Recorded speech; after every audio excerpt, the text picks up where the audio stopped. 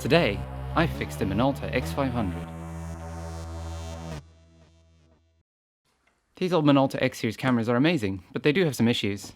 In particular, there's a capacitor that dies after about 30 or so years of use. Talk about planned obsolescence.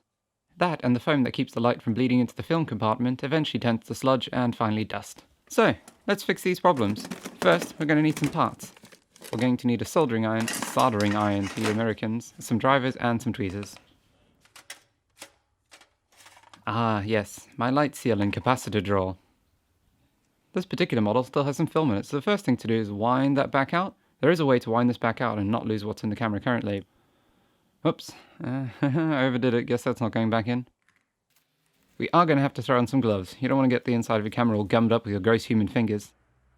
These over here are the seals that are going to need replacing. Anywhere in the back of the camera that has these needs them pulling out using tweezers. It's easier to clean up the backplate if you detach it with a little lever pin on the side.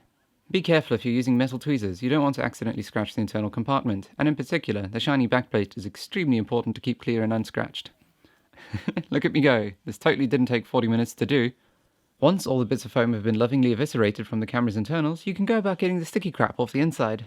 I use lighter fluid for this, it should be fine for most cameras, just be careful not to set yourself or your camera on fire.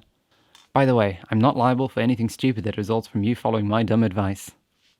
The next part in the process is the true pain in the arse, getting all the seals to sit in place. It sometimes takes quite a few tries. Nope, yep, nice.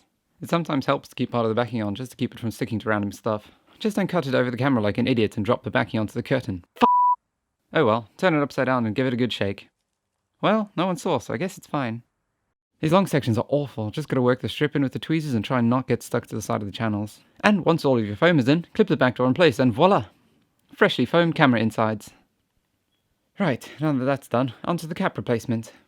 Unscrew the battery compartment to disconnect the power. Good advice for any electrical work.